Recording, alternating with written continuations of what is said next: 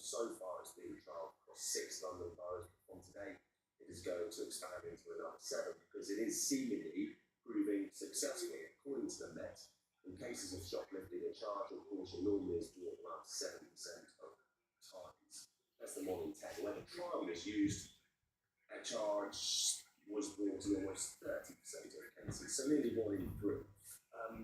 Before, sometimes police had to wait up to 28 days, for example, to get CCTV.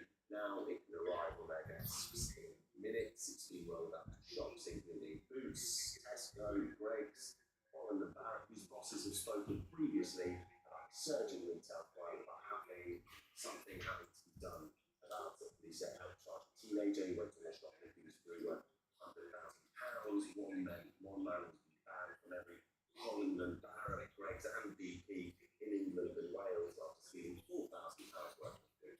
They say thanks to this technology. These are obviously individual cases. The number of offences in total are absolutely staggering. It was more than 500,000 offences last year that were even measured. That's the second time in a row it's been above that figure. In 2024, we saw record numbers. It's been on the rise since the pandemic, really. Retailers have been asking for help. This may be the police starting to find an answer. But as I said, this is a trial. It has to roll out across not just London, but it works all over the country. So there's no way to still go. Staggering figures at £100,000 for Michael Brown. One real steel situation between Russia and Ukraine. Footage emerged at the moment a drone crash at a busy beach resort in southern Russia yesterday, killing 7 people. The following video does show the moment up to the strike and after. The footage shows the drone falling to the ground. You see it there circled, and then it's followed by a loud explosion. 3 of those killed were reported to be children. 40 others were injured in the incident. Kiev has not commented yet on the strike on the Black Sea coast, but like Russia, says it does not deliberately target civilians. Let's take a few moments to through the front pages of the papers this morning. The Guardian leads on news that rapists, child sex abusers, and groomers will be excluded from the early release plans to ease overcrowding. The Eye goes on with the drought, with new figures from the Met Office showing that England and Wales had their driest July since records began back in 1836.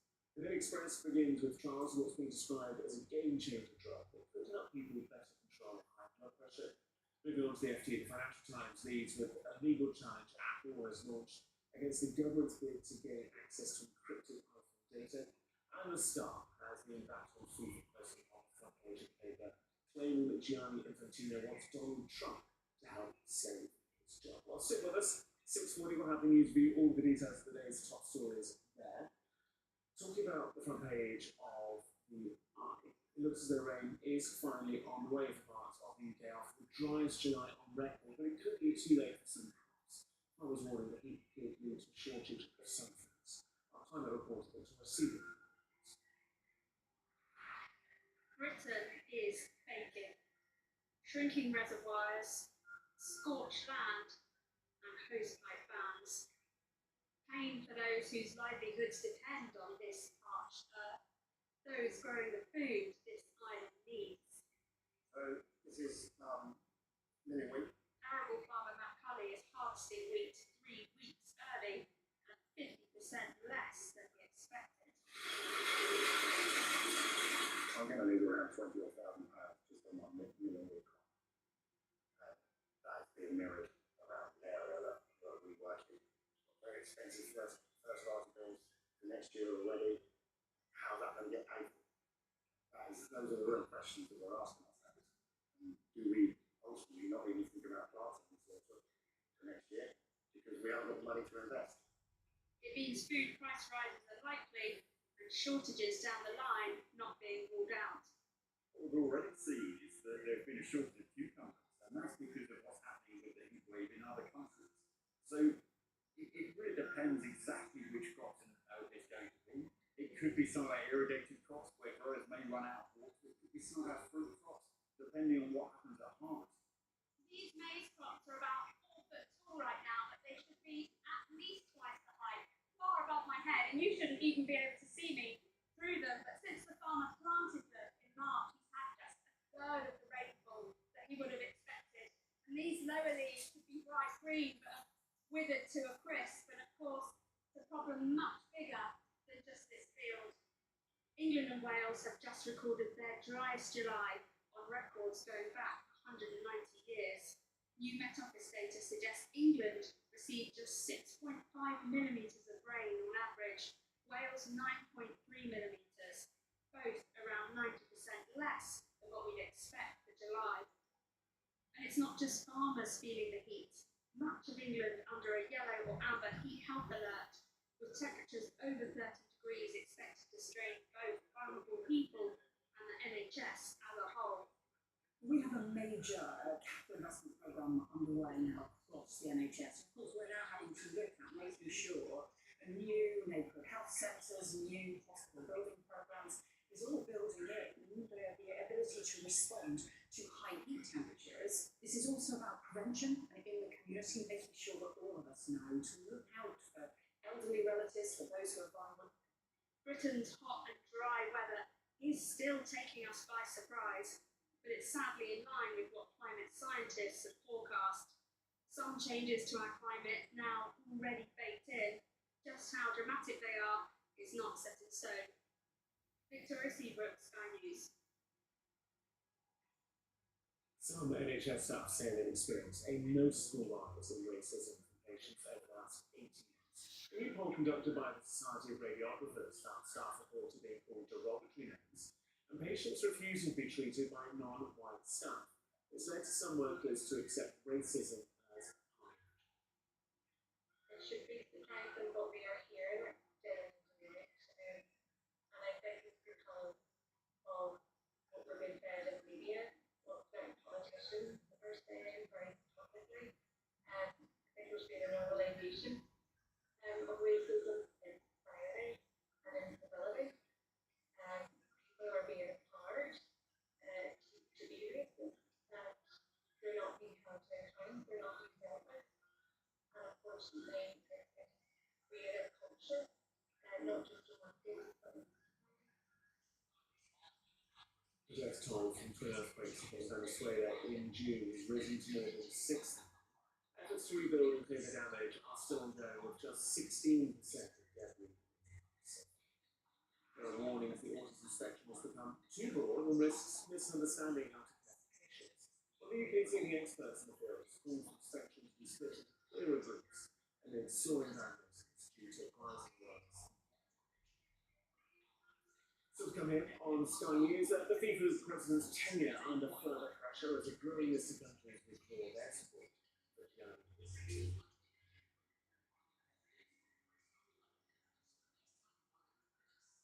It'll be wrong, it'll be funny, it'll be fun, it'll be there, it'll be that, it'll be funny, it'll be happy, it'll be crazy, it'll be fun.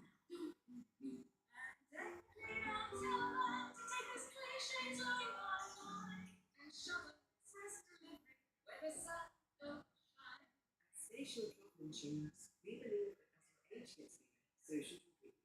Dream big. Station.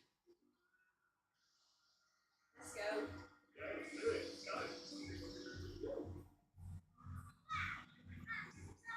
Enjoy great British summer savings, such as discounted entry to theme parks, soft play, and more. Great British summer savings. Find out when you go. How can I start? That's always wondering.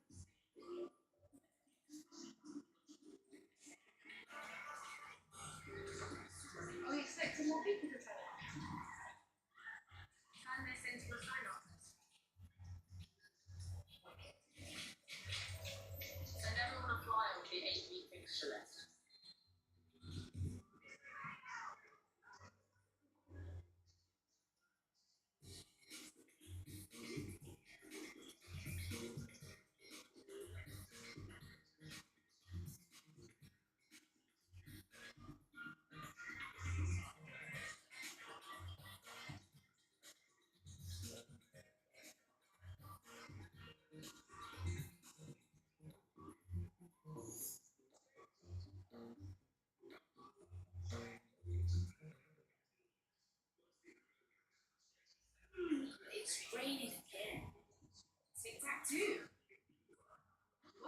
tasty raspberry flavour. The other side, zingy lemon flavour.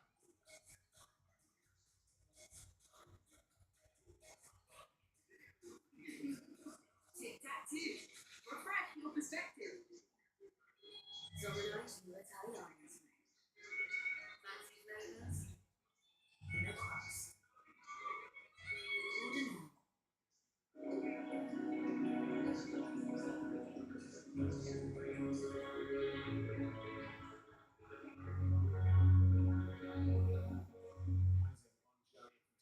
FIFA presidency is fair plan to sell states in the EU. Sky News understands the English FA is following well. Sweden and Serbia are withdrawing its support for Argentina's re-election bid on the way for the European Union. This morning, FIFA is considering legalisation. Our sports correspondent Bob Harris. Gianni Infantino clings on to power for now, but UEFA is instigating the next move. This attempts to bring down the FIFA president. Letters of support for re-election are being withdrawn from across Europe. It was during the World Cup that FIFA was claiming that Infantino had 211 World Football Associations on the backing his bid for a new 4-year term as president next year. But in Europe, those letters are being withdrawn. We heard from Wales a failure of leadership, not putting the best interests of football first. England also formally renounced its support. Serbia announced the attempt to sell off stakes in the World Cup seriously damaged the reputation and credibility of both FIFA and its president. Sweden confirmed UEFA is actively looking to come up with an alternative candidate. The deadline for candidates is in November, the election due in March. There's nothing from Infantino about this increasing loss of confidence in his leadership, particularly in Europe and North America. The last statement from him was in the early hours of Saturday morning, announcing he was abandoning this attempt to launch a World Cup subsidiary with private investment after accepting it had proved too divisive. The accusation has been that he was offering this development cash boosted around the world as some sort of maybe incentive to gain support across the world of football. And improvement just before the start of the World Cup in Mexico, when I asked Infantino about criticism of ticket prices, tucking away the voting system. I've also heard saying, well, this money just goes to the federations to secure power, stuff like this. But tell me, where should the money go otherwise? Democracy is not just an empty word. And if we accept democracy, we have to accept the one member, one vote situation. I never mentioned in the question anything about using money from the World Cup to secure votes, but certainly not Infantino's mind. But his presidency is now rapidly imploding. Infantino and many of his staff are facing a threat of legal action from UEFA over this attempt to launch FIFA Forward enterprise.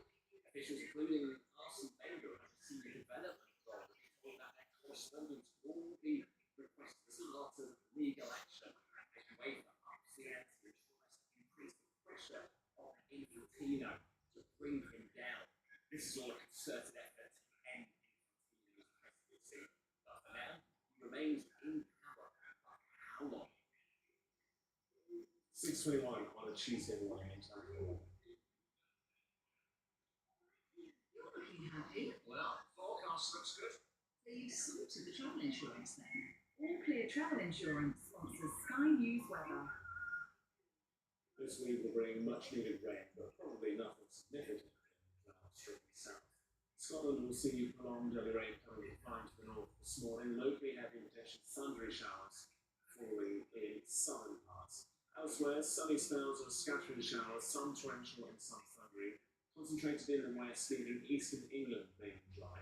Southern parts, not as hot as yesterday, showers becoming more widespread later. East Anglia and southeast England, RBC and the rest of Ireland. All Clear Travel Insurance proudly sponsors Sky News Weather. So to come here on Sky News, the investigation into the murder of a young woman who went missing 4 years ago and whose body is not there. And Celtic have started the defence of their Scottish Premiership title with a win at Dundee.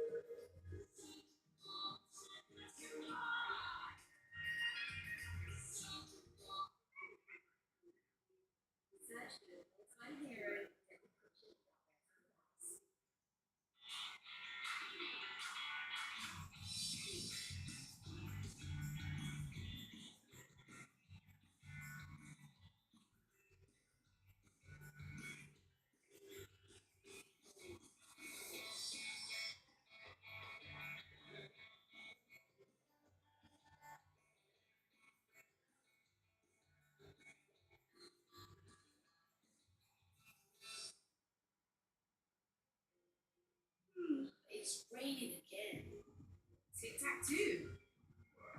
One side, tasty raspberry flavour. The other side, zingy lemon flavour.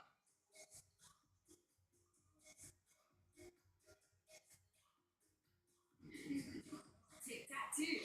Refresh your perspective.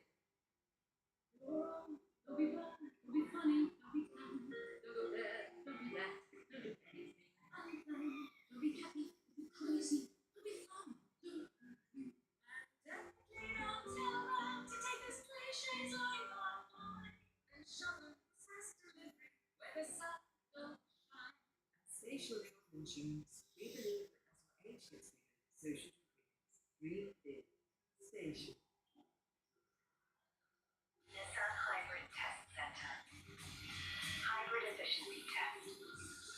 Hybrid reinvented.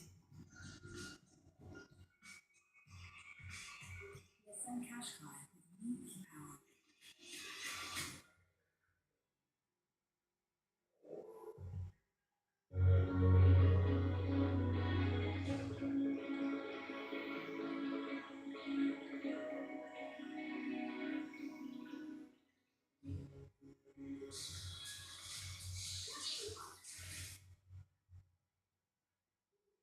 Sky News has been given unique access to the police investigation into the murder of a vulnerable woman who was back in 2022 whose body has never been found. Alicia Hospital Ari's killer had a violent past and go on to commit further violent crimes in bars. Police admit opportunities were missed and that may have prevented what happened. Our Chief North of England correspondent Greg Mann. Is there anything you can tell me about Alicia's current whereabouts? Can I take your full name, please? Yeah, it's Alicia Apostolov Boyar. This is the story of a vulnerable young woman, Someone's prevented Alicia from coming home to us. a man she trusted, a man who'd been violent in the past and would be again. How Alicia life was taken, we don't know. This is the first time the full story is being told, with tragic missed opportunities. The question that remains, where is Alicia?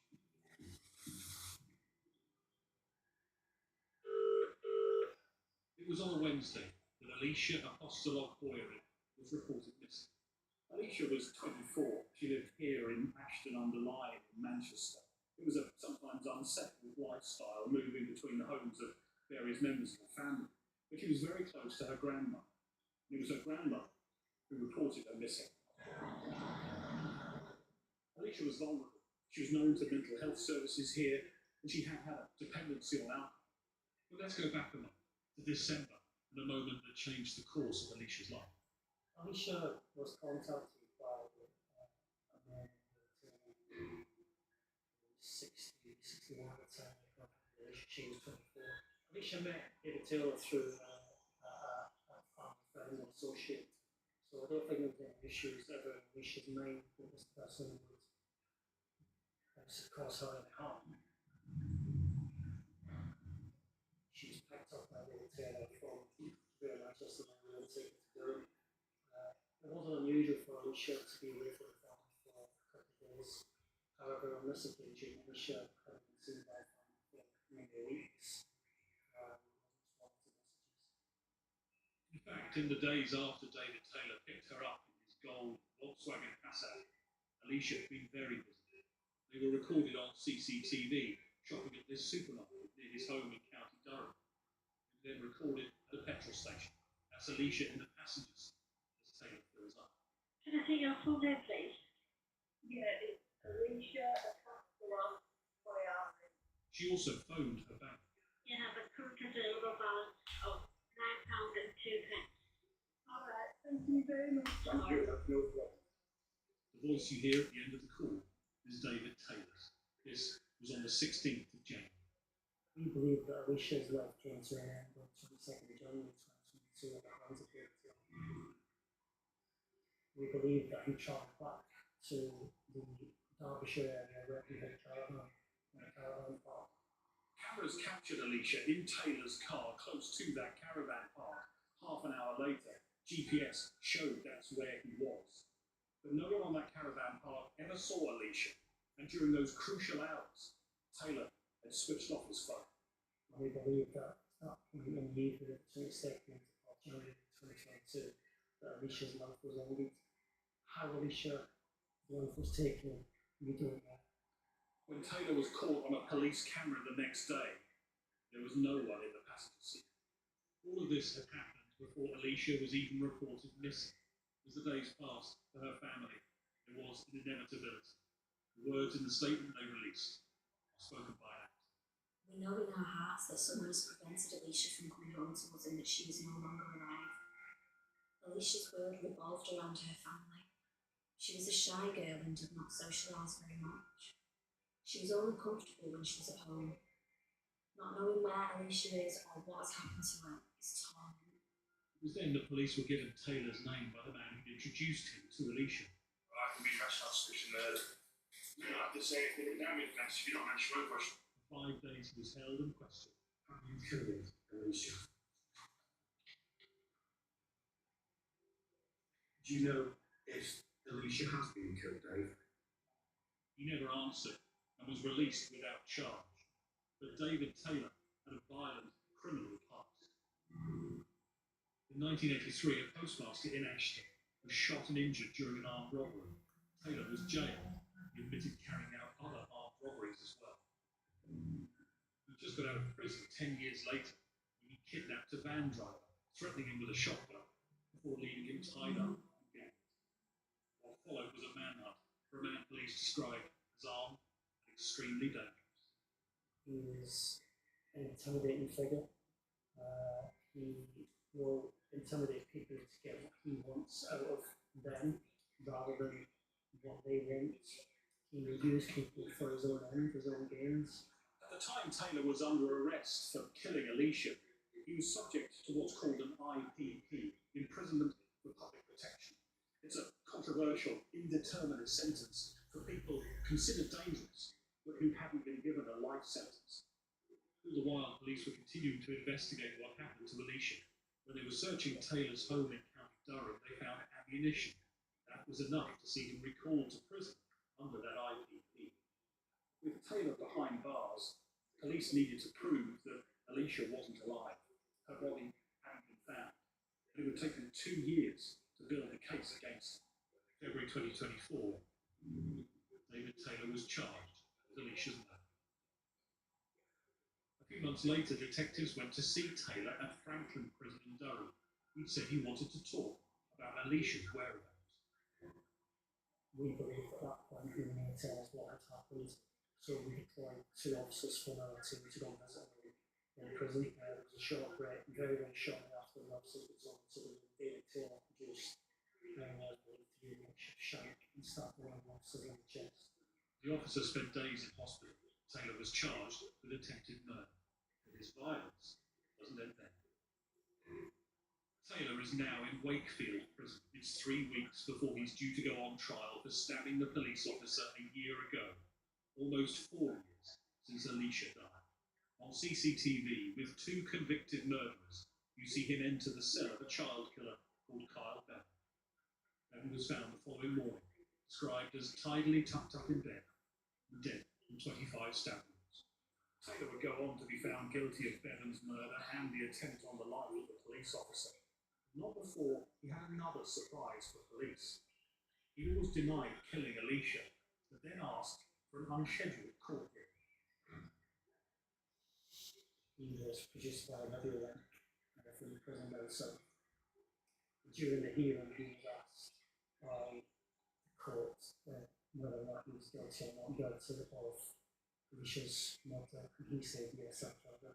And that was really, one, it was a little bit of relief because we, for the first time in almost 4 years, we knew we were on the right track and Alicia had been killed by this person's David. But it was also just how nonchalant he was about the whole thing in relation to the fact that he had taken this person's life. To this day, Taylor has not said how he killed Alicia or where she is. He has that power as well, doesn't he? Is that something you think he relishes, having the power of that information over our family, over you, over there's no doubt in my mind that he has that power, and he's the only person that could tell us what has happened to Alicia and why what he has done with her. I would ask him to clear his conscience, to come clean about what has actually happened, otherwise to recover Alicia for her family, and to give her the dignity and the value that she deserves, and to give the family the closure that they deserve. There is another twist in this story, though. A decade ago, Taylor was investigated over an allegation of sexual violence on the other side of the country. There wasn't enough evidence to charge him, though, and no further action was taken. Do you think there were opportunities in Taylor's past that could have meant he wasn't free to carry out what he did? Yes, I think there was opportunities at least to look at David Taylor and some of the offending that he had previously committed. Whether or not that would have led to him being in prison and not on the streets is very difficult to say. But there were certainly opportunities that I believe were missed that could have led to that. And Alicia's story comes with one final tragedy. So her grandmother she was the one who appointed Alicia missing. Clearly she was desperate for some answers in relation to what happened to Alicia. Unfortunately for us and for the family, her grandmother passed away without getting those answers, and clearly we'll never know exactly what has happened to her granddaughter. And that mystery remains in all the years, all that violence, the young woman's fate. David Taylor will spend the rest of his life in prison, the only person to this day who can answer that question. Where is Alicia? More stories on the Sky News website and the Sky News app. A reminder this morning of the headlines. Andy Burnham has revealed his plans to address concerns over the early release of certain prisoners. The Prime Minister announced that offenders convicted of rape, serious child sexual offences, and grooming will be excluded from the custody sentences. Donald Trump has issued yet another warning to Iran after claiming that negotiations were taking place at their request alongside Saudi Arabia, Qatar, and UAE. The President's comments came after he cooled off the nuclear control. This is not something that there's an act. This is the last chance. Signing without Major retailers on London's high streets have been using police technology to catch shoplifters. Allow shops to submit CCTV footage, witness statements, and other evidence directly to police. It looks like rain is fine on the way for parts of the UK after the dry July record, but it could lead too late for some crops. Farmers warning it could lead to a shortage of some. For more of that and all the day's top stories, check out Sheep, the podcast with Aaron.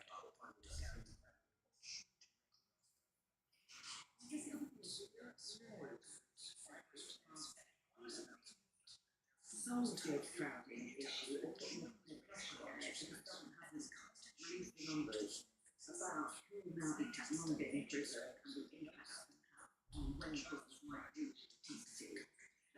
Labour longer term are promising prison places, thousands of people in 2031, but who knows if they're any further. We've listened to Cheat Sheet, the podcast wherever you should download it, and Anna will be talking to the Justice Secretary. Nice, awesome. 6:37. This sports bulletin is brought to you by Vitality. Onside, eh? But if you look around the back, offside. No, that's what we do. Social development thanks of the Scottish Premiership title with a 1-0 win over Dundee at Southampton. The only goal of the game came early in the second half. Clearance pulled into the left hand. It was met by the head of Mark Benjamin Nigel. Interest news: Arsenal had a bid with Vimalash rejected by Newcastle. The Premier League champions are now discussing whether to go back with and improve it. Meanwhile, Chelsea are producing the signing of 36-year-old midfielder Jordan Henderson on a free transfer. Henderson's rising comes days after the club signed 35-year-old Danny Welbeck. Women's Super League Black Skinner has veteran role with Manchester United coach after 5 years in charge. Skinner led the side to 4 domestic cup finals in 4 seasons, winning the FA Cup. this year's Summer World Cup going to complete unknown to the coming world goalkeeper on social media. The Brazilian was mobbed on camera essentially to be used.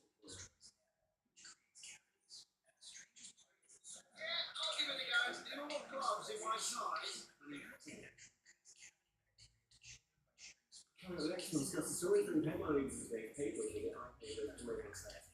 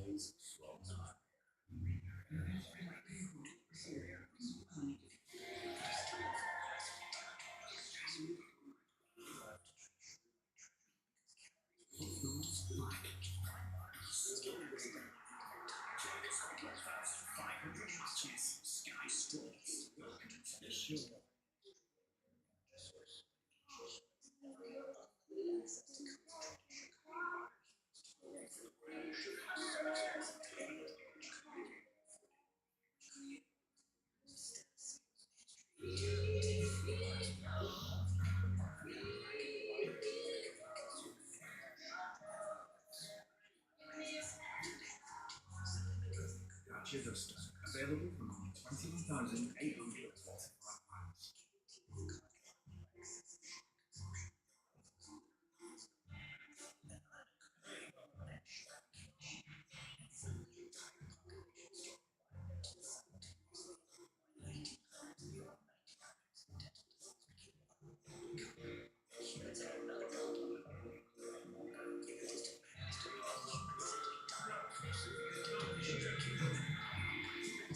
However you choose to see.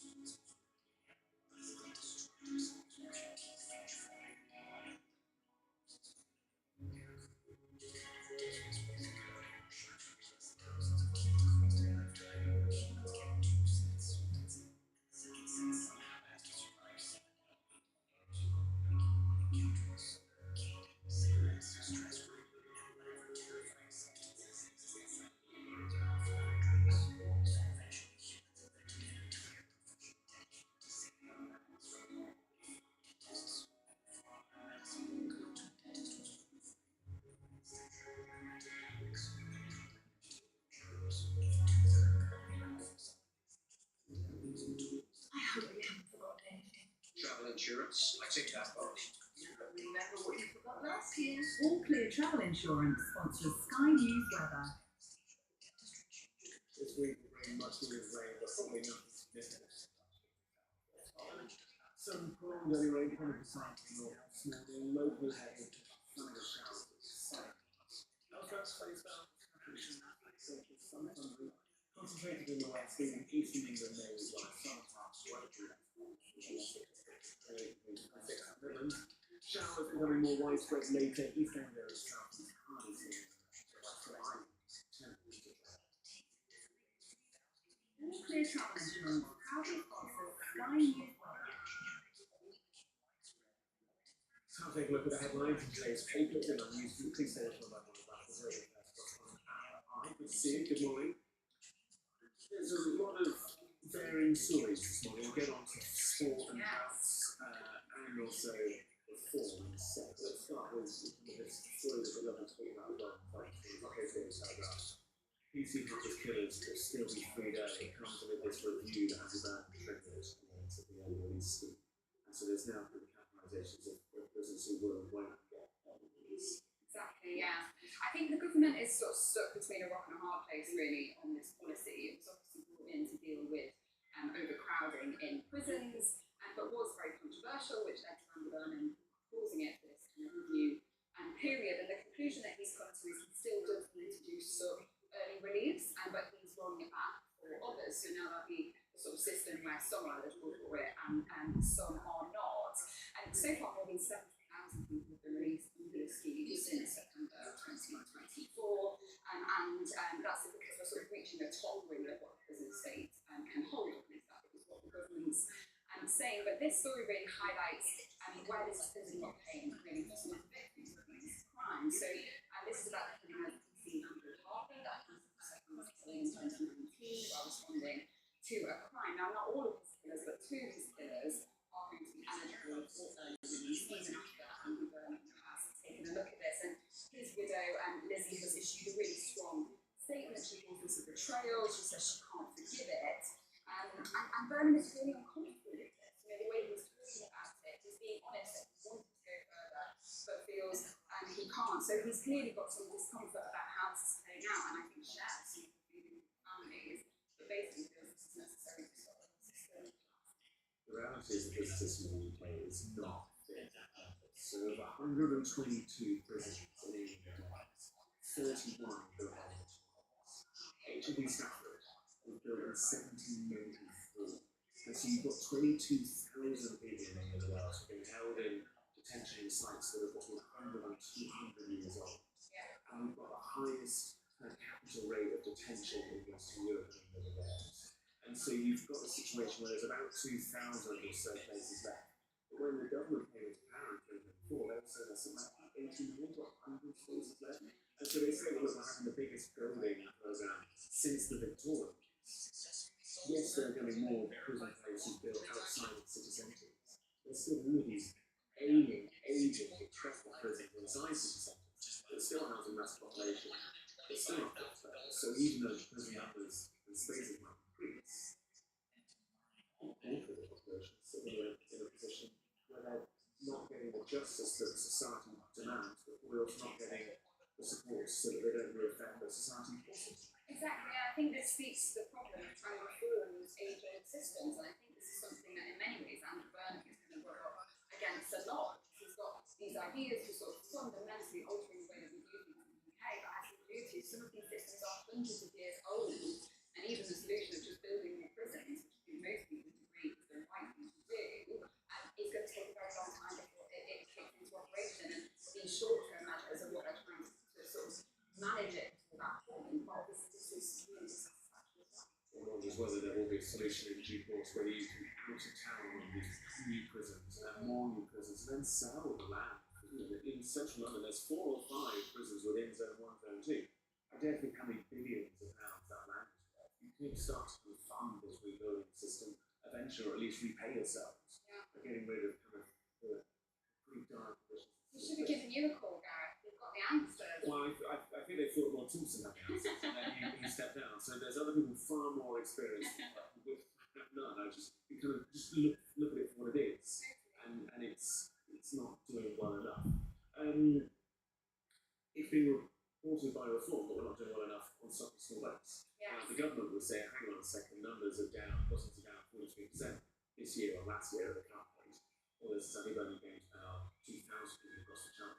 And reform kind of came out yesterday with this Operation Fortress that if they were to go into power, which wouldn't happen most likely until 2029, they would deploy the Navy to the channel. And this is a bit of a, one could argue, rehash of the proposals put forward by Boris Johnson. It's not the first time we've heard something like this, and I think a bit of context is important. Look, reform is obviously how we did in the polls at the moment, and then they kind of unleashed this policy. But yeah, it's an interesting one. So reform are saying, you know, we've got solutions for small boats crisis. We're just going to send in the Navy. We're going to intercept the small boats, and we're going to take them back to France. All sounds very simple. Might not be quite that easy in practice. So reforms say that this would be the largest military operation in the Channel since the Second World War.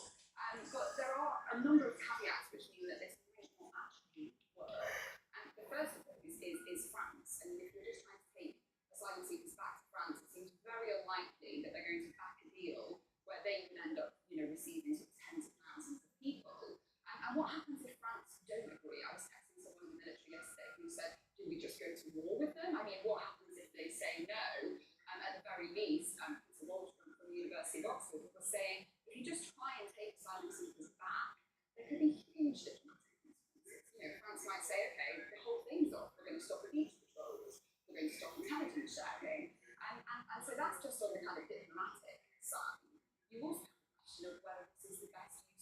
Navy's time, there's been so many warnings that the military as a whole is massively overstretched already, after kind of decades of what they would say is underfunding. And one expert I was speaking to yesterday was suggesting that, you know, if you take resources and capabilities away from the core military functions of the Navy, you're not necessarily going to make the UK any safer, because yes, we might pivot towards one issue of border security, but you leave the UK exposed on potentially another. Yes, we risk trying to solve the situation in the Channel, but at the same time now we have to share with submarines who are doing affairs around data gathering. Exactly, it can't do everything. That is the reality of defence spending. And the question is, what do we want it to prioritise? And I think the Navy might suggest that there are people better suited to doing this, not least because intervening and intercepting these small boats and just turning them around is a lot more complicated than it sounds, and that's why it doesn't happen in this way. I spent 3 weeks embedded on a search and rescue ship in the Mediterranean, which was dealing with small boats coming off the coast of Libya. And these boats are incredibly unstable. They're very overloaded. Lots of people often don't have life jackets, and they're not seaworthy, they're not safe. So you can't just turn off and deal with them in the way that you would with a seaworthy vessel. And even when I was reporting on that ship, when they were rescuing people, they had to be incredibly careful just getting them off, so that the whole thing doesn't capsize and you don't need to sort of pass around in the channel. And the reality is that with the number of these boats, it would be incredibly difficult to intercept them and turn them back around, even if France and the Navy have agreed, without causing a With that in mind, I'd actually say that we're not saying we're going to push these boats back or tow them back. We're going to take people off the boats and then they will sail them back. And to the point that kind of makes it even bigger. It just got headache. It struck me because it was live in my program yesterday, good morning, that the press conference taps into legitimate concerns that many people have. The four voters have, I think, just but it sounded like one of those things that was always easier to say in opposition, but actually, if the reality was have to be deployed, very difficult. The same here in the front page of the FT, you know, defence figures saying it's doable for the Navy, but they have to pretty much stop everything else they're doing. And then another defence figure saying the Navy doesn't have the ships.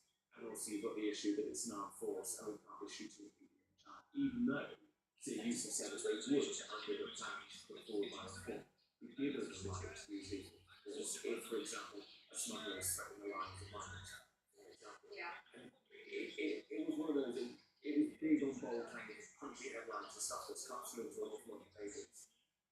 But the devil's in the detail, and the detail is incredibly complex. Yeah, I mean, we've seen so many of these, you know, big headlines, difficult in reality policies when it comes to small boat crossing. I mean, think of the land scheme that cost a huge amount of money and never actually sort of came to fruition. You know, that was the plan to deport small boat arrivals to Rwanda, and it was all going to be very simple, and it just hasn't worked. So I think this is exactly as you say, it's a lot more complicated to do than it is. Did you ever use those work books? I searched amongst other people to try and find the man in the beanie with the black, red and white kind of jumper. Well, it's not Wales Waddle, but where's Andy Byrne? Yes, indeed. So this story is about Andy Byrne taking a holiday. It's very controversial. And I think, you know, I struggle to get too excited about this, to be perfectly honest. This is obviously come from the Daily Telegraph, which for a bit of context is not a paper that's usually a huge fan of Labour. And I think, you know, listen, this holiday is best time, yes. But I also think that the trend that we have in politics and just wanting people to work every single hour of the day is not necessarily actually good for our country. You know, we do want leaders who are rested, who have slept, who have a holiday, and spend time with their family. I don't think that necessarily makes them worse at their job. You know, it does say in the article that there was sort of a constant government, there is obviously protocol around here, having to step away for a short period of time. But yeah, I mean, I might think I'm to move back. I don't know if you saw there was reporting about that all top of Atlantis doesn't sleep. So even if it's like a 20-hour flight, he's up kind of working, prowling, talking. To the point that the Secretary of State, the top diplomat for the US market, they get 52 million. He's on record as saying he'll go and get blankets and like swallow himself up and prop himself up into a corner, a bit like a mummy, kind of hiding behind his blankets and so on, because he needs to sleep. But he doesn't want the president to see the chief diplomat of the United States isn't up and working. You see, is this the culture that we want, really? Is this a healthy way of running things? I'm not sure this is what I want to import from the US, to be perfectly honest. And in fairness, I kind of jest about where's Andy Burnham, kind of the way you've got to search for him as you kind of have searched those books. But to your point, you've got people making some potential life and death decisions, or certainly national and international decisions. Good night, sleep, life, feel that thing, a bit of time, feel that thing. Other people think we've only just got to agree with it being changed in terms of time. Marco Rubio, sometimes hiding from President Trump. It appears that President Trump is now hiding somewhat from Gianni Infantino. The embattled, beleaguered, under fire, some would say of his own, I think, of his own making. And he had been a buddy of Trump's. He'd given Trump the inaugural FIFA Peace Prize when Nobel decided they've got other better people to give it to than Donald Trump. So FIFA created their own, gave it to Trump. Trump then said, hang on a second, we might put Infantino forward as the next head of the United Nations to take over from Antonio Guterres. Then Crazy world we're living in. I'm saying all of this and thinking it, I'm not thinking thing, but it's all true. And then Infantino goes to try and sell off a stake in FIFA, and then is under fire, and then he tries to phone Trump, and it's been reported certainly by the Eye that Trump's no longer. Yeah, I mean, Infantino may have just lost his final ally, and really, as you alluded to, this World Cup has been so controversial, and everything from, largely when it's involved Trump as well, such as Trump, overturning controversially that red card ban on the US player, right up until Infantino being accused of selling off the World Cup by sort of opening up for investment, and throughout it all, Donald Trump was there, being pictured with him, giving him the FIFA Peace Prize, whatever that is, but now he's not even taking his course, so it's a huge important break, I think, for Infantino. Trump got for winning, I carry Infantino for terms is not. Good to have you with us, morning. You're here throughout the course of the morning. You're here through the course of the morning. Anna's going to join you in the next couple of minutes. Don't get anywhere over those top stories as well on the Sky website.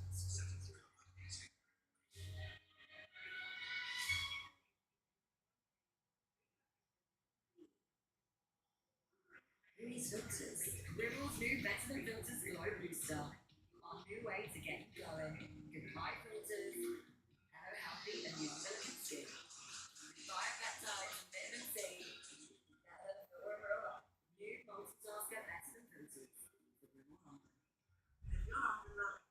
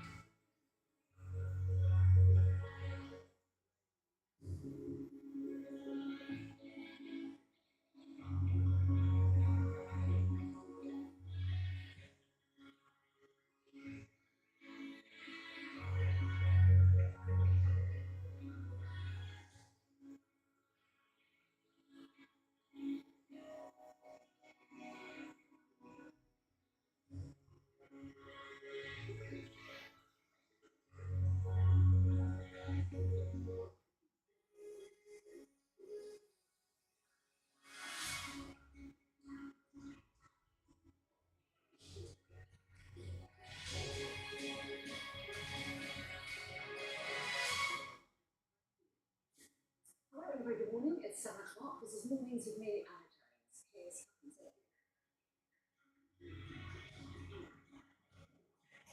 Andy Burnham waters down prison overcrowding plans with child abusers, rapists and groomers no longer eligible for early release, but killers can still be free.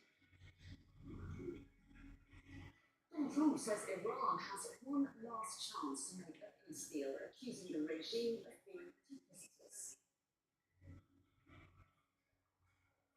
Retailers on London's high street to begin using police technology to help catch shoplifters. So how are we discussing this week in headlines in today's newspapers with the iPaper's global affairs correspondent.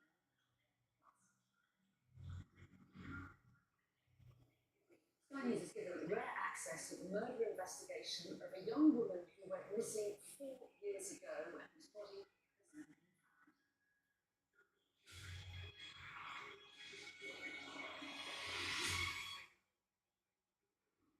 Well, good morning. Thanks so much for joining us. Our top story here today: prisoners convicted of rape, serious child sexual offences and grooming will no longer be eligible for early release as part of watered down plans to tackle overcrowding. Adult male prisons are currently at 98% capacity. The initial proposal from Keir Starmer would have allowed some of the most serious offenders to be free if they met release conditions. However, Andy Burnham's announced that these changes are in response to public anger. In a statement, he said, "Keeping the public safe is my top priority. That's why I asked for an urgent review of the prisoner release scheme. I fully understand the anger, anxiety and distress that's been caused. I want to be honest, I wanted to go even further, as I know there will still be concerns about other offenders having their sentence shortened. It's not possible without the prison system reaching capacity and collapsing, which would put public safety at much greater risk." Well, we know has been covering this story very closely and is here with me now. Very good to you. So we knew that the early release scheme was suspended by Andy Burnham pending this review. We've now got the results of it, that there are going to be some prisoners who are exempt. What do we know about the thinking behind that decision? Yes, as you say, this all came about because of the pause that Andy Burnham put on the policy within days of coming into office. It was, by the way, let's remember, a policy, a law that came in under Keir Starmer. It became legislation back in January, and that came out off the back of this independent review of sentencing, which was led by the former Conservative Justice Secretary David Wood, because this has been a problem now under successive governments. Now, what was supposed to happen as of September the 2nd was this phased release of around 6,000, 7,000 people in 10 tranches, and these were people that were going to be released. We call it early, it's an earlier point in their sentence, essentially. Some of them were going to be released after serving a third of their sentence, less dangerous criminals rather than 40%, and the more dangerous criminals were going to be released after serving half of their sentence rather than 2/3. Now, what Andy Burnham has done is put a pause on that, so that release will now happen in October rather than September, and crucially, he's excluded rapists and people that were serving sentences for serious child sex offences and grooming offences. But clearly what you have now is lots of victims who are asking the question about me and why, because those exclusions only go so far.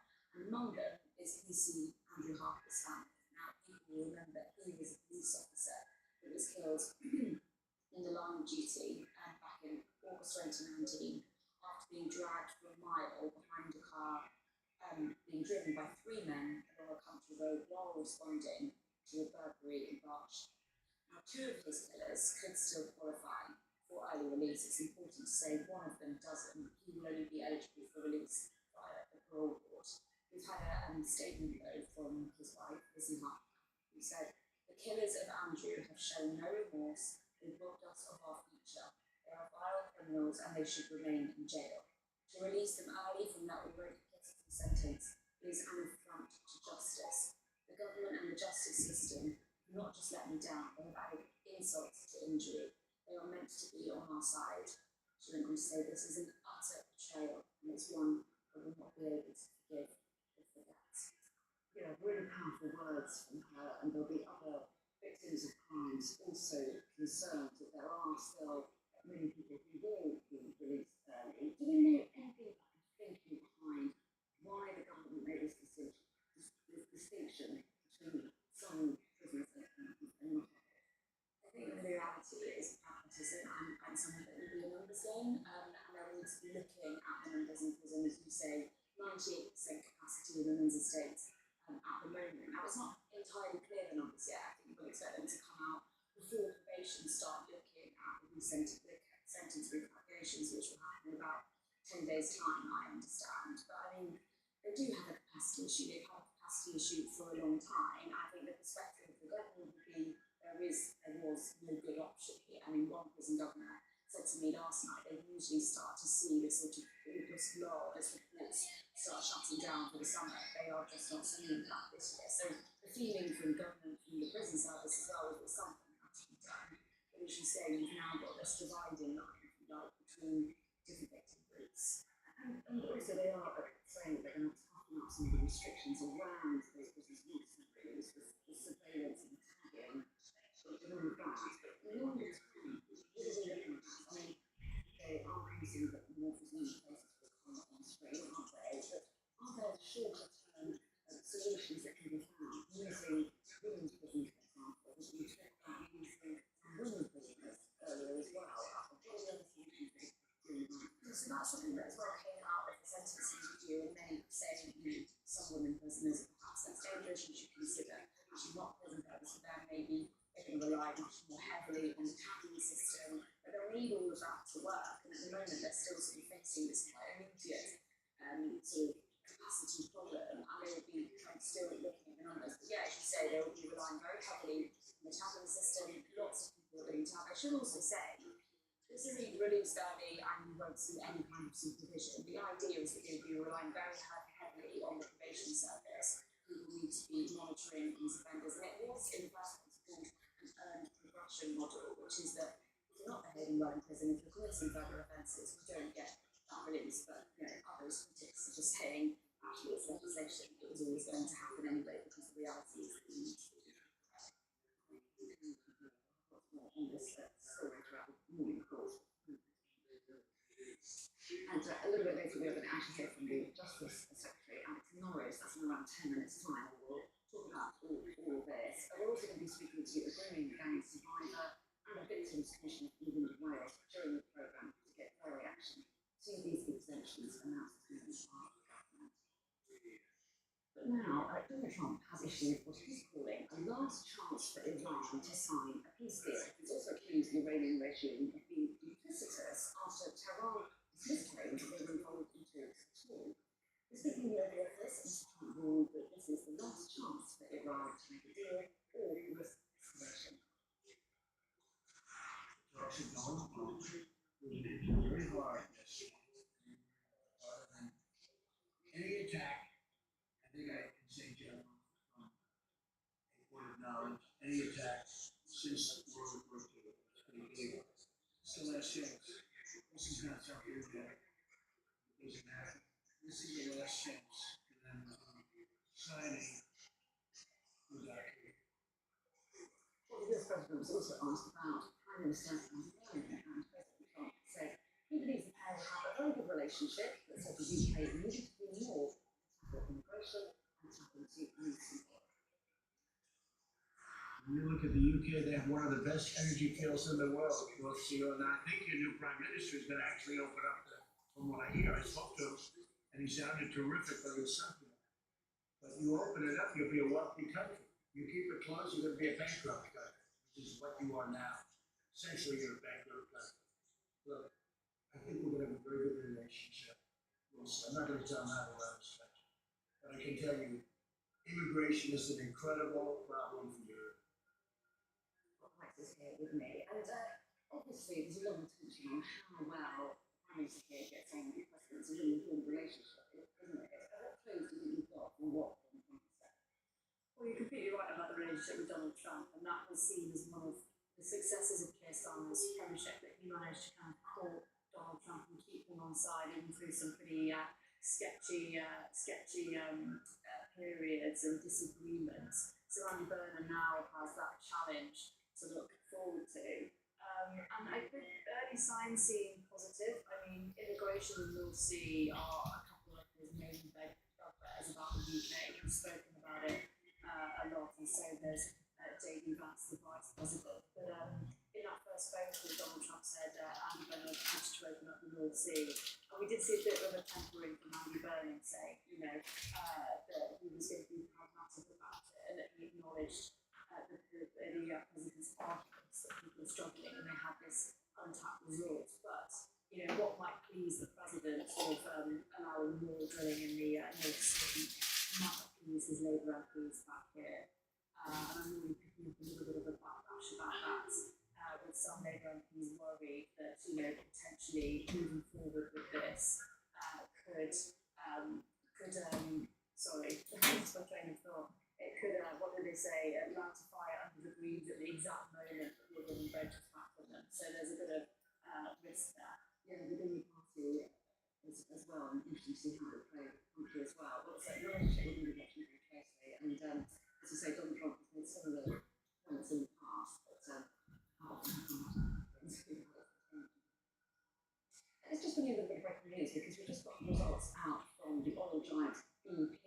It's announced that their second quarter profit has more than doubled from a year ago, and in the wake of the Iran war, the rise, of course, in the cost of oil and petrol, and it's an interesting statistic. They posted a second quarter underlying replacement cost profit, especially the income of £5.73 billion. Now it's going to be another day of pressure for the FIFA president, Gianni Infantino, as he battles to hold on to his job. This is over his failed plan to sell off stakes in the World Cup. Gianni Infantino clings on to power for now, but the UEFA has instigated the next move in its attempts to bring down the FIFA president. Letters of support for re-election are being withdrawn from across Europe. It was during the World Cup that FIFA is claiming that Infantino had 200 to 211 World Football Associations re-backing his bid for a new 4-year term as president next year. But in Europe, those letters are being withdrawn. We heard from Wales about failure of leadership and not putting the best interests of football first. England also formally renounced its support. Serbia announced the attempts to sell off stakes in the World Cup seriously damaged the reputation and credibility of both FIFA and its president. Sweden confirmed UEFA is actively looking to come up with an alternative candidate. The deadline for candidates is in November with the election due in March. There's nothing from Infantino about this loss of confidence in his leadership, particularly in Europe and North America. Last statement from him was in the early hours of Saturday morning, announcing he was abandoning this attempt to launch a World Cup subsidiary with private investment after accepting it had proved too divisive. The accusation has been that he was offering this development cash boosted around the world as some sort of maybe incentive to gain support across the world of football. And including starting the World Cup in Mexico, when I was out in Infantino about criticism on ticket prices, we're talking away the voting system. I've also heard saying, well, this money just goes to the federations to secure power or stuff like this. But tell me, where should the money go otherwise? Democracy is not just an empty word. And if we accept democracy, we have to accept the one member, one vote situation. I never mentioned in the question anything about using money from the World Cup to secure votes, but certainly Infantino's mind. But his presidency is now rapidly imploding. Infantino and many of his staff facing a threat of legal action from UEFA over this attempt to launch the forward enterprise. Officials, including Arsene Wenger, has assumed a development role, as he told that correspondent all of the requests as part of that legal action. As UEFA ups the ante to increase the pressure on Infantino to bring him down. This is all a concerted effort to end Infantino's presidency. But for now, he remains in power. But how long?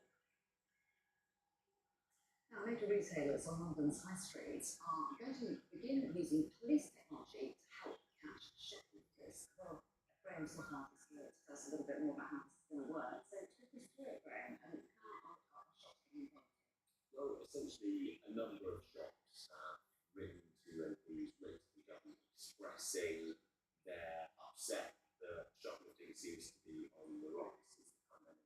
There's been a real surge, and there's been a real struggle to try and contain it. This is a new way that they're trying to help bring those statistics down. At the moment, it's a trial. It's taking place across 6 boroughs of London. It's being expanded to another 7 today.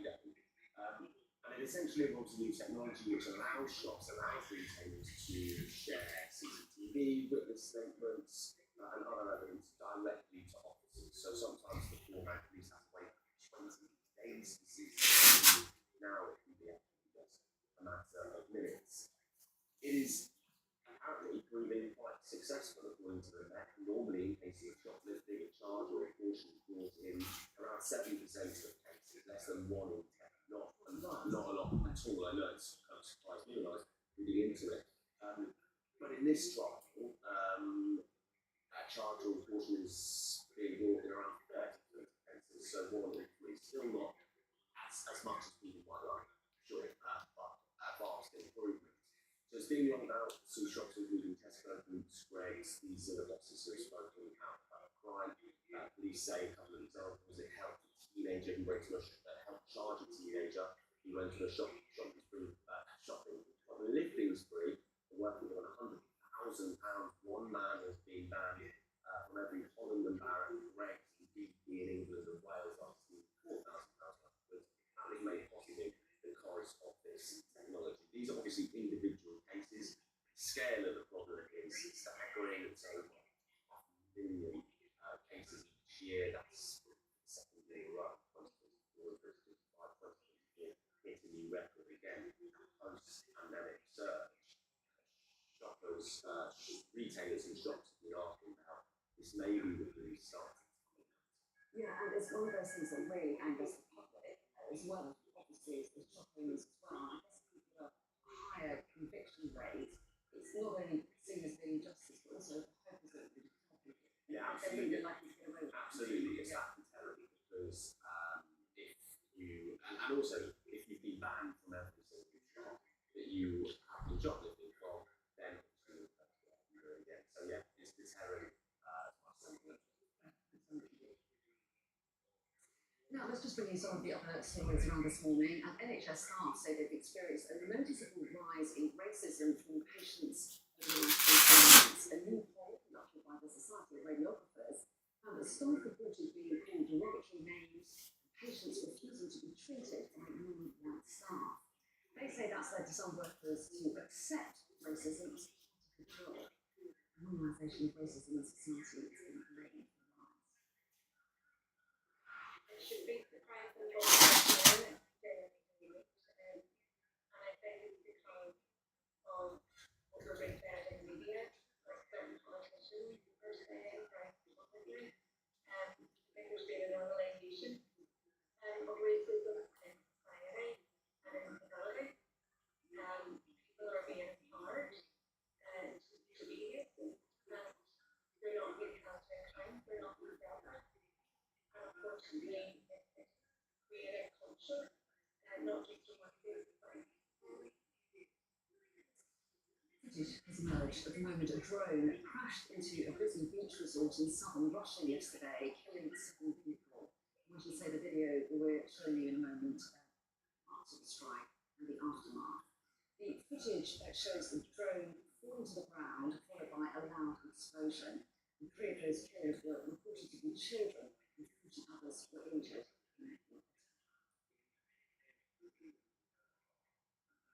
Let's get more now on the changes to the early release scheme announced by the government. We were talking about this a little bit earlier, but I'm not joined by the Justice Secretary, Alex Norris, to hear more. And it's very good to you so much for coming in. So you've announced today that prisoners who committed rape, grooming, or serious child sex offences will be excluded from the early release scheme for England and Wales today. Why will they stay in prison while some convicted manslaughter or domestic violence get to youth outlet? Well, 2 years ago, we inherited a situation where we were days away from running really out prison license, which would have meant that people arrested would have been immediately bailed, there would have been no place for people to commit crime. So in the last 2 years, we've been ramping up prison place construction, the biggest building since the Victorian era. And we've been making important changes to the community offenders around sentences, where individuals may leave slightly earlier than they would have, and are then subject to very significant control periods after. Now, as a new Justice Secretary, as a new Prime Minister, Burnham, we've looked at this because we're moving more older and want to do so, but also because there's been anxiety and hurt raised by victims and their families about something who might be doing. So we reviewed it very quickly. We wanted to do service. I'm pleased we've been able to remove rapists and child sex offenders out of it. Murderers, terrorists, people almost, and 18,000 already want. We would like to go further, but this is as far as we could go, because otherwise, without that, because it doesn't break down. But how did you make the choice? Who was it tempted? Well, of course, it's a difficult decision. We looked at the prison population, we looked at people eligible for the scheme. There are a lot of engagements, so that's for victims commission, domestic abuse commission. We would have to draw a line somewhere, and I appreciate you, Anna, and I know the people at home who may form different views, but we made the judgment that the category to prioritise were those who commit rape and those who commit child sex offences. That's why we chose them.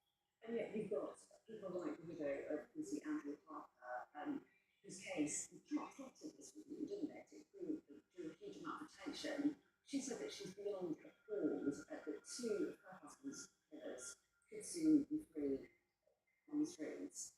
She said the level of disrespect the government is showing to Andrew and other victims and to their loved ones, such as me, is beyond contempt.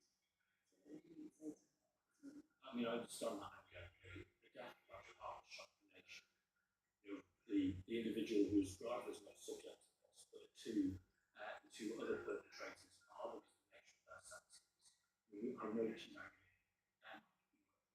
Frankly, the Prime Minister's expressed his anger. I would express how angry I am too, being in a situation where we're having to make significant changes that do have real impact on people's lives, so that we are able to have a functioning prison system. I say, and if we don't, the consequences of this are, were we not to make these changes, then we will run out of prison beds this October or November.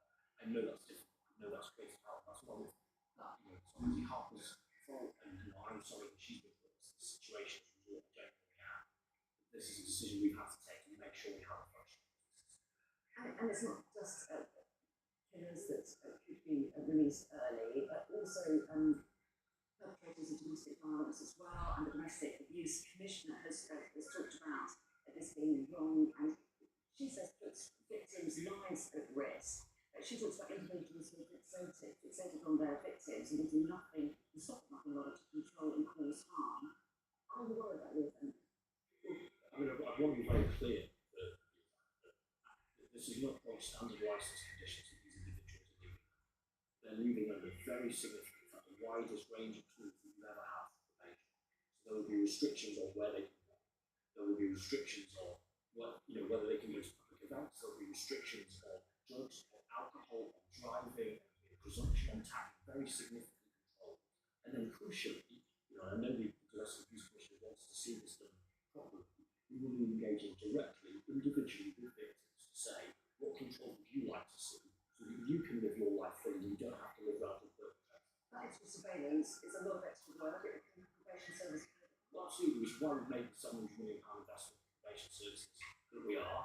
Improving probation is a really important part of the process. With the probation officers working hard.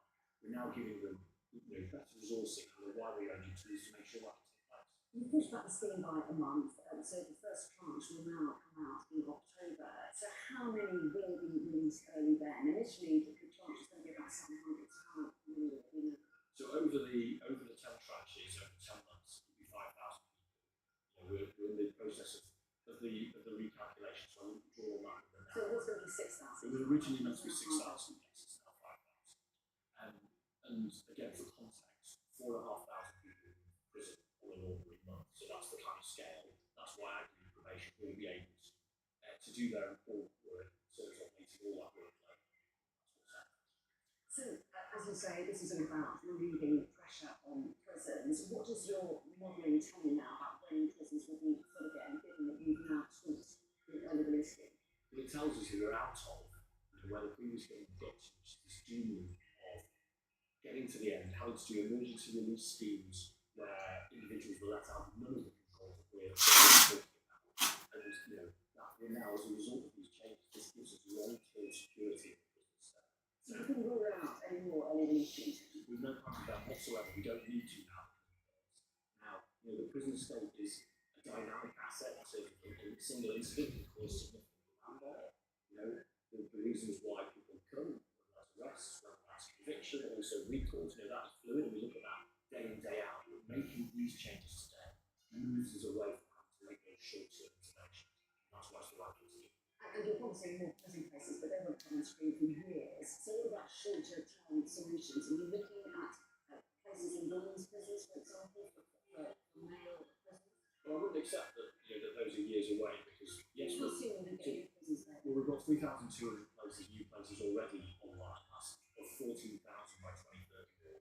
We're looking at all of our estate to use it innovatively. You know, the women's estate. 31 is a long time off when you have prices now. But they're not all there, as I said. A significant portion already are here.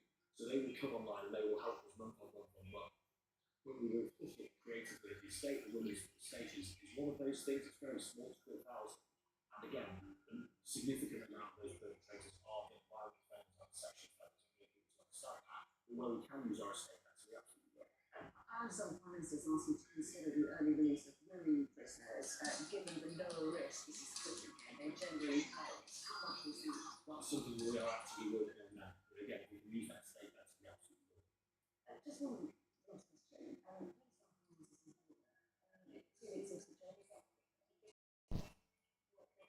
The Prime Minister's having a few days away with his family.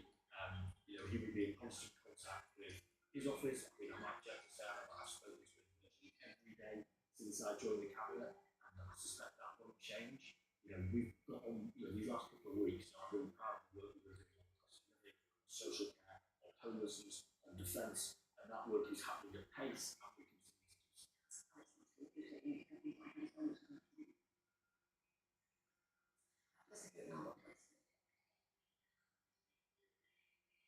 Dinner under the stars tonight? Reminds me of that travel insurance. You mean all clear? All Clear Travel Insurance sponsors Sky News Weather. This week we bring some much needed rain, but probably nothing significant in the drought-stricken south. Scotland will see prolonged early rain confined to the north this morning, with locally heavy and potentially thundering showers falling into southern parts. Elsewhere, there'll be sunny spells and scattering showers, some torrential and thundery. They'll be concentrated in the west, leaving eastern England mainly dry. In southern parts won't be quite as hot as yesterday. But showers will become more widespread later. We stand here in the southeast with Parkinson.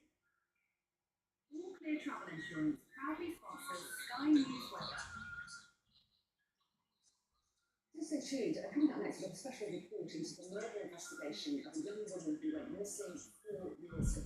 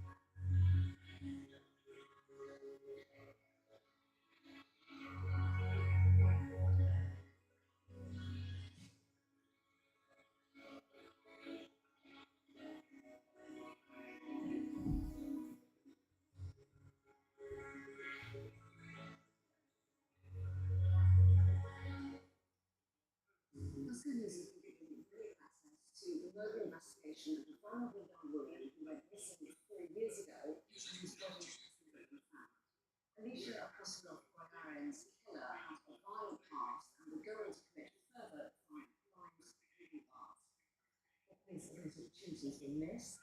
In fact, may have avoided what happened. Chief Engineering Person. Is there anything you can tell me about Alicia's current whereabouts? Can I take your full name, please? Yeah, it's Alicia Apostolov Boyari. This is the story of a vulnerable young woman. Someone has prevented Alicia from coming home to us. And a man she trusted. A man who'd been violent in the past and would be again.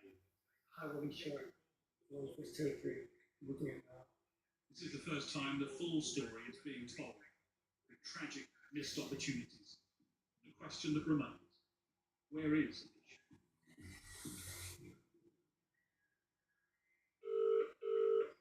It was on a Wednesday that Alicia Apostolov Boyari was reported missing. Alicia was 24. She lived here in Ashton-under-Lyne in Manchester. It was a sometimes unsettled lifestyle, moving between the homes of various members of the family. But she was very close to her grandmother. It was her grandmother who reported her missing. Alicia was vulnerable. She was known to mental health services here, and she had had a dependency on alcohol. But let's go back a month, to December, and a moment that changed the course of Alicia's life. Alicia was contacted by a man that 61 at the time. She was 24. Alicia met David Taylor through a family friend and associate. So I don't think there was any issues ever in Alicia's mind that this person would obviously cause her any harm. She was picked up by David Taylor from Manchester and taken to Durham. It wasn't unusual for Alicia to be away from the family for a couple of days. However, on this occasion, Alicia had been seen by the family for a number of weeks. In fact, in the days after David Taylor picked her up in his gold Volkswagen Passat, Alicia had been very busy. They were recorded on CCTV, shopping at this supermarket near his home in County Durham. They were then recorded at a petrol station. That's Alicia in the passenger seat as Taylor fills up. Can I take your full name, please? Yeah, it's Alicia Apostolov Boyari. She also phoned her bank. You have a current available balance of £9.02. Alright, thank you very much. Thank you, that's no problem. The voice you hear at the end of the call is David Taylor's. This was on the 16th of January. We believe that Alicia's life came to an end on 22nd of January 2022 at the hands of David Taylor. We believe that he travelled back to the Derbyshire area where he had caravan in the caravan park. Cameras captured Alicia in Taylor's car close to that caravan park. Half an hour later, GPS showed that's where he was. But no one on that caravan park ever saw Alicia, and during those crucial hours, Taylor had switched off his phone. And we believe that in the evening of the 22nd of January 2022, that Alicia's life was ended. How Alicia was taken, we don't know. When Taylor was caught on a police camera the next day, there was no one in the passenger seat. All of this had happened before Alicia was even reported missing. As the days passed for her family, there was an inevitability. The words in the statement they released are spoken by act. We know in our hearts that someone has prevented Alicia from coming home to us and that she is no longer alive. Alicia's world revolved around her family. She was a shy girl and did not socialise very much. She was only comfortable when she was at home. Not knowing where Alicia is or what has happened to her is torn.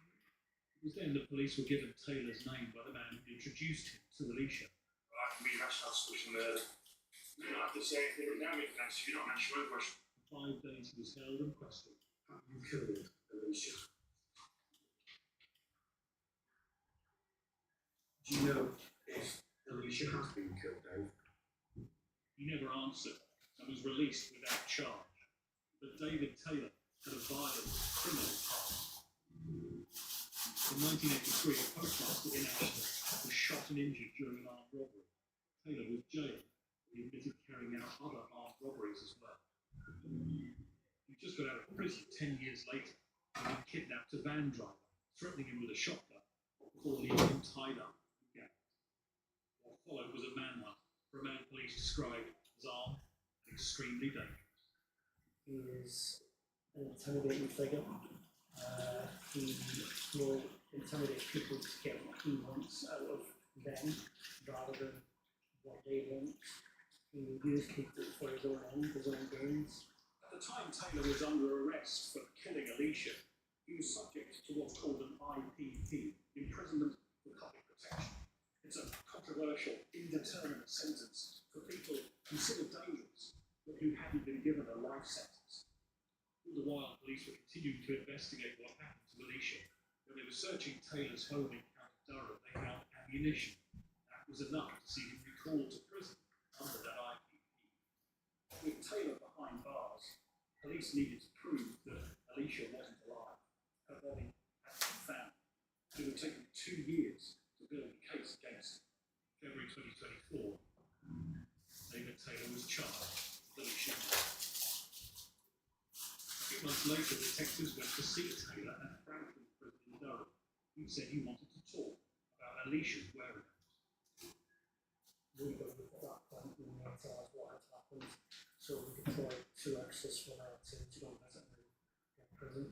The short break, very short after the message returned to David Taylor to do shot and started on the civil chest.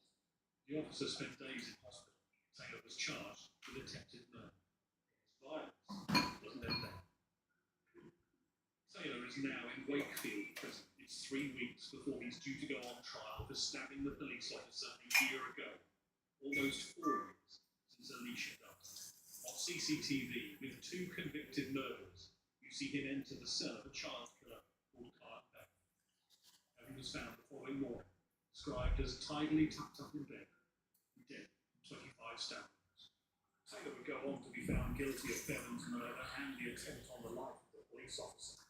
Not before he had another surprise from police. He always denied killing Alicia, but then asked for an unscheduled court hearing. He was produced by a video, and I think prison also. During the hearing, he was asked by the court whether or not he was guilty or not guilty of Alicia's murder, and he said yes, definitely. And that was really, one, it was a little bit of relief because we, for the first time in almost 4 years, we really were on the right track with Alicia had been killed by this person's date. It was also just very nonchalant, we wanted to have a whole thing in relation to the fact that he had taken this person's life. To this day, Taylor has not said how he killed Alicia or where she is. He has that power as well, doesn't he? Is that something you think he relishes having the power of that information over that family, over you already? There's no doubt in my mind that he has that power, and he's the only person that can tell us what has happened to Alicia and what he has done with her. I would ask him to clear his conscience, to come clean about what has actually happened, allow us to recover Alicia for her family, and to give her the dignity and value that she deserves, and to give the family the closure that they deserve. There was another twist in this story, though. A decade ago, Taylor was investigated over an allegation of sexual violence on the other side of the country. There wasn't enough evidence to charge him, though, and no further action was taken. Do you think there were opportunities in Taylor's past that could have made more free to carry out? Yes, I think there was opportunities at least to look at it and some of the things that he had previously committed. Whether or not that would have led to him being in prison and not on the streets is very difficult to say. But there were certainly opportunities that I believe were less that could have led to that. And Alicia's story comes with one final tragedy. So our grandmother, she was the one who indeed Alicia was really she was desperate for some answers in relation to what happened to Alicia. Unfortunately for us and for the family, instead of getting those answers, we never really got what happened to her grandmother. And that mystery remains in all the years, all that violence, the young woman's fate. David Taylor will spend the rest of his life in prison, the only person to this day who can answer that question.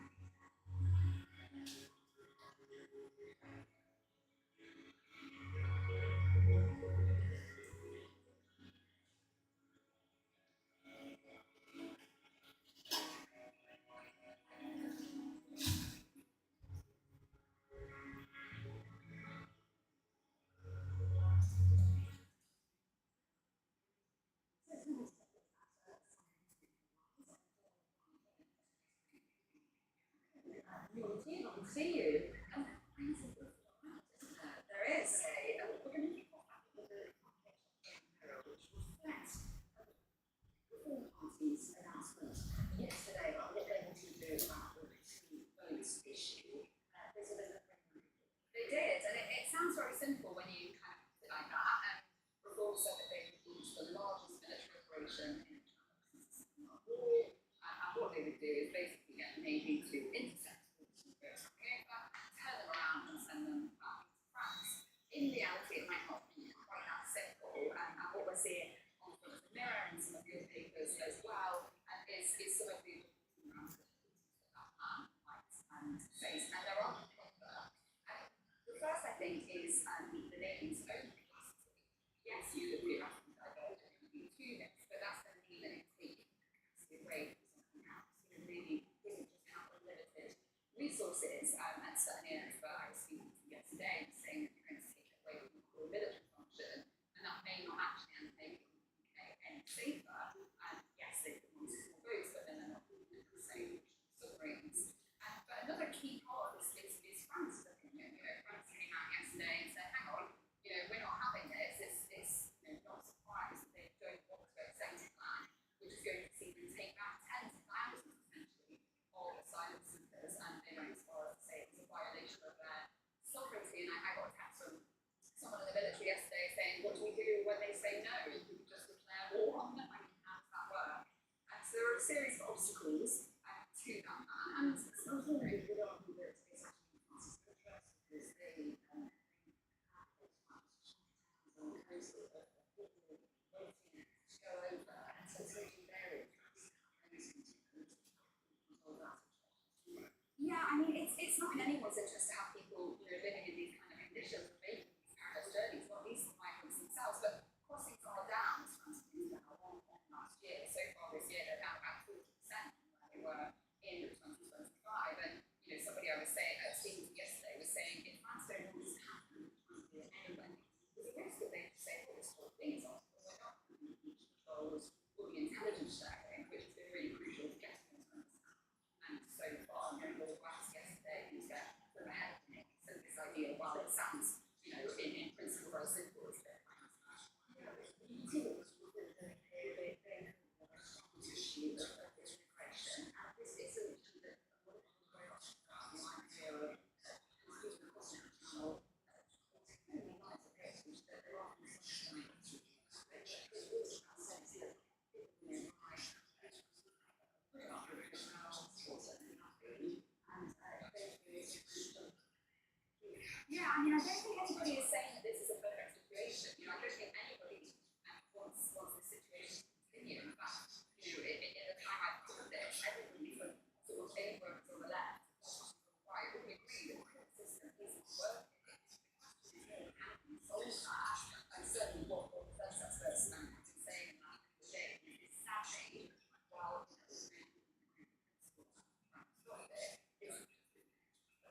move on to Guardian. They're reflecting what we're talking about a lot today, and this is the decision on the early release scheme. Several of the business reduced sentences, reduced early, that was due to complete in September, and early resources pressed the pause button with the public access to this, and has now made some exemptions. Exactly right. So this is all in the context of overcrowded businesses. That's why this is happening. And it's important to say, I think, that it isn't unusual for people to spend a portion of their sentences in the community. That's very normal, and that people serve just used to be about half, and then they spend the rest of it sort of being monitored in that community by probation service, etc. But what happened was the prison service was capacity, and it was full, and about this, so we launched this early release scheme. So as you say, Andy Burnham came in, and it was really one of the first things that mentioned all this and have a look at it. That process now seems to have been completed, and the outcome is that some people are going to be locked from that scheme who might have been otherwise being tested it, but others are still going to be released, and that includes as one very high profile case, which was proved killers of Andrew Carter, who was in 2019, and while he was responding to a crime, and his widow Lizzie has come out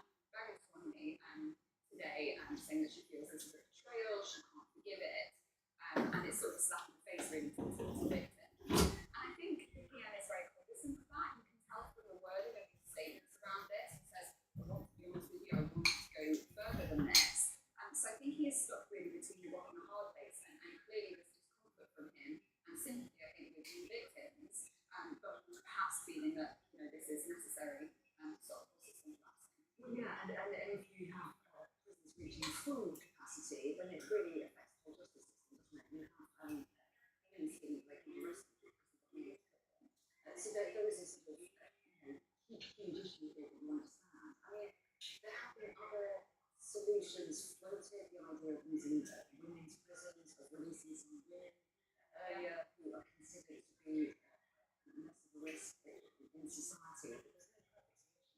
There isn't, and even the bigger picture solutions like build more prisons take a very, very long time. And I think that this is something that Andy Burnham is going to run up against, I think, time and time again. He's got big visions for reforming the UK's infrastructure, and no matter how well intentioned that might be, these things are very difficult to do in practice. Really, like we're talking about with small boats, it's easy to say and a lot harder to do, and a lot of these systems are quite archaic and will take a very long time to reform. And so clearly this is a short-term solution, but as Harv's wife would say, and perfect one. Exactly, and we're getting plenty of reaction to that story on the programme today. Lots of groups and individuals who are affected by it, and just do let's just to the eye now, and I'm a bit surprised this headline, but it's still pretty shocking to see it in those numbers. The driest July in 190 years.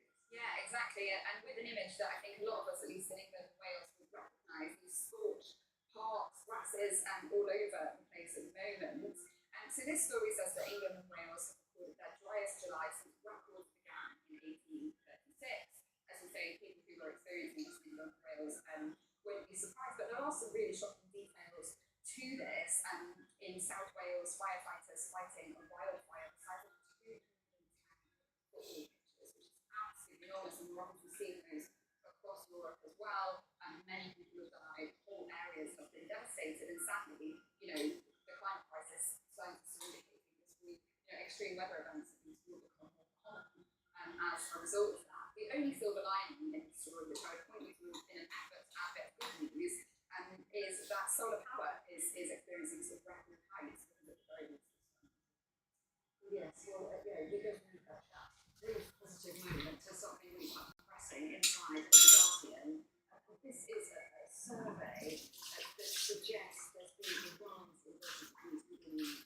Yeah, it does, and this is specifically looking at patients racially abusing, in this case, radiographers, but there is a statistic in here as well around the nursing union in October, and that said that the number of racist incidents experienced by staff has risen by 55% over 3 years, and someone interviewed for this piece in The Guardian saying that for them, these incidents are personally becoming more common as well. So both kind of hard evidence and some anecdotal evidence that these things are on the rise. And I think, this is part of the broader picture, isn't it? It's almost filtering down some of the political rhetoric that we see in the UK. We have seen a normalisation of perhaps quite far-right views, and we've seen rioting in the streets around mass migration, and I think some of it is perhaps normalising some quite extreme views and shifting it over to more perhaps more. Yeah, and another element, feature of this story is that some of the workers have taken responsibility for and they're treated differently, and say that it's not just a sort of racism that is sometimes coming up against, it's that not being treated as senior as you are, assuming that someone junior than you is more senior to you because of ways. Yeah. And there's a quote in here from someone senior in the NHS who points out something really stark, I think, which is that this is creating, they say, a fear, trauma, and anxiety among workforce who are trying to deliver for people at the most vulnerable and tender moments in their lives, in contrast between that and we've only got about a minute and a half. Let's talk Barbie. Yes, let's talk Barbie. Inside the Times, although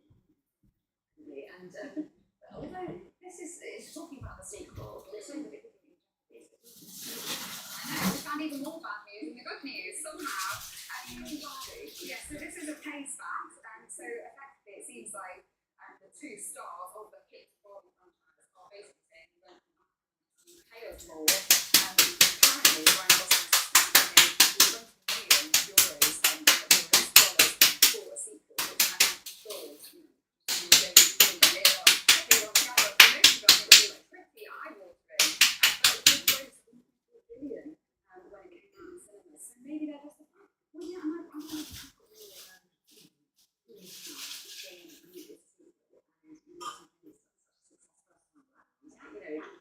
the show can't go on without them. Well, apparently the writer, Greta Gerwig, is actually refusing to give producers the script and the plan for her show.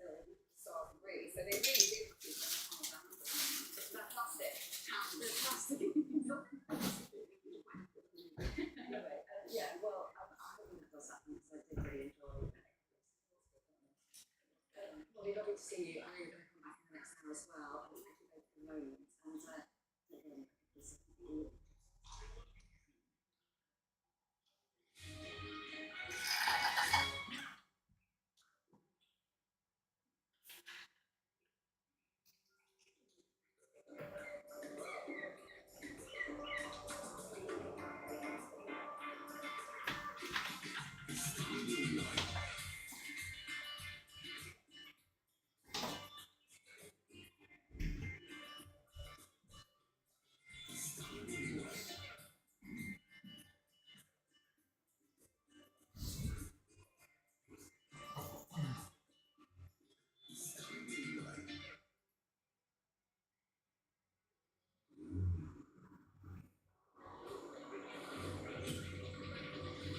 Endurance is about finding the right moments. When to push harder and when to bring it back. Mo uses energy differently. So do we. This is Cherry Super Hybrid. Why don't we travel halfway across the globe just to end up at the same place? When we could all find something more authentic. Like where to get the best coffee. Always know exactly where your people are. When nobody is at all. Except this guy. Cheeky monkey.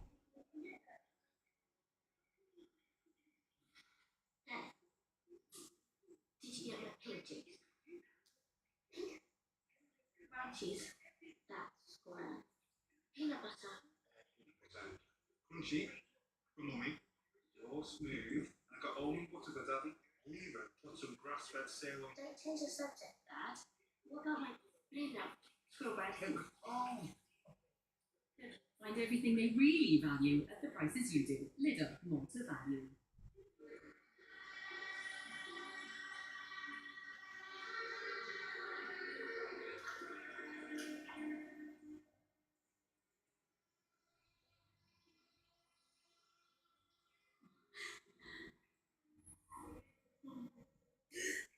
Made for making dreamy bedrooms a reality. Get up to 7 years interest-free credit on our stylish, space-saving fitted bedrooms. Wren. Made for living. CIA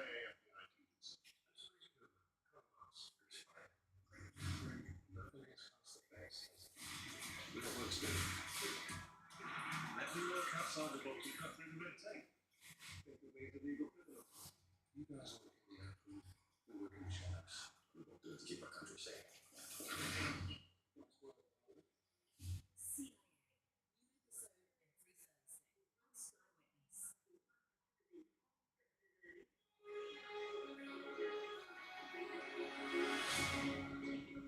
New episode every Thursday on Sky Witness.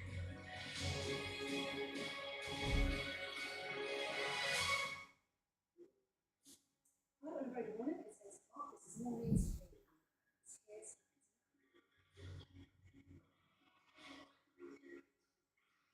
Andy Burnham waters down prison overcrowding plans with serious sexual offenders no longer eligible for early release, but killers can still be free. Donald Trump says Iran has one last chance to make a peace deal using the regime of being duplicitous. Retailers on London high streets to begin using police technology to help catch shoplifters. Also, have we going to be discussing stories making headlines in today's papers with the eyes of global affairs correspondent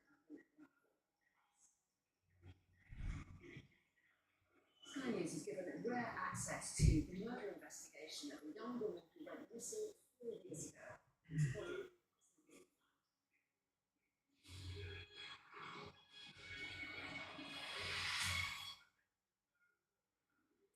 very good morning. Thanks for being with us this morning. Our top story for today: prisoners convicted of rape, serious child sexual offences, and grooming will no longer be eligible for early release as part of watered down plans to tackle overcrowding.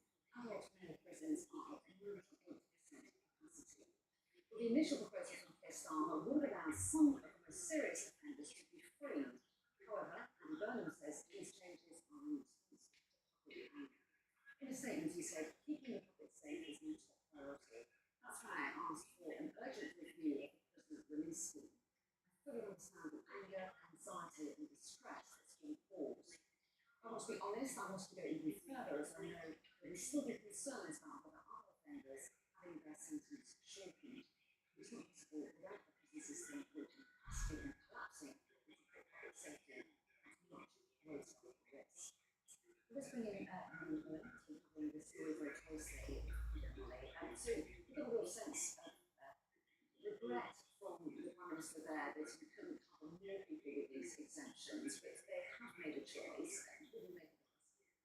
What he's done is to say, for policy, he conducted this review last just a number of days ago, because this all sort of came about just days into office, but it is the law, a policy that was implemented, that Laura said actually at the beginning of the year under Keir Starmer, and it came off the back of an independent review of sentencing policy. Why? Because as we know, we've got huge overcrowding problems in prisons, particularly in the male prison state, operating at about 98% capacity. So what Andy Burnham did was put this exclusions in place for certain offences, certain sentence types, including rape, including grooming offences, and serious child sexual offences. Now, what was supposed to happen in September the 2nd, you get this phased release in 10 tranches of about 6,000 people. We've now had it from the government that actually that's going to look more like 5,000, so the exclusions mean that you're releasing around 1,000 fewer people, which sounds like a lot, but at the moment the situation in prisons is very fluid, and we know that actually those places can build up quite quickly. And what we're getting already, I think, is this dividing line between different victim groups. Some of them sort of saying, why are we making those exclusions, but not excluding my perpetrators? You can only imagine what it's like to get that victim better through probation, saying that they're going to be released at an earlier point when they've heard from the judge that actually they were going to serve, say, 2/3 of their sentence and now being released at halfway through their sentence for more dangerous criminals, and actually others a third of their sentence rather than the 40%, which is where they would have been released otherwise. Now, at the top of that list is the family of PC Andrew Harper, which in some respects this review came about off the back of, because it was his family and very upset about the prospect of two of his killers being released early. Now, people remember he was a police officer that was killed in the line of duty after being dragged for a mile behind a car driven by 3 men along a country road while responding to a burglary in 2019 in Berkshire. Now, we understand that 2 of his killers could have qualified for early release. One of them wouldn't qualify because they had to see the parole board before being released. But we've had a statement from his wife, Lizzie Harper, who said, the killers of Andrew have shown no remorse. They robbed us of our future. They are vile criminals and they should remain in jail. To release them early from their already critical sentence is an affront to justice. The government and the justice system have not just let me down, they have added insult to injury. They are meant to be on our side. This is an utter betrayal, and it's one I will not be able to forgive or forget. So that's what I mean in terms of the dividing line between victims. Some of them might believe that their perpetrators can be excluded from the same release. Others really upset about the prospect of their killers in this case being released. Yeah, as you were referencing earlier, we spoke to Justice Secretary Alex Morris a little bit earlier on, didn't we? Let's just listen to what he said. So over the 10 tranches, over 10 months, it'll be 5,000 people.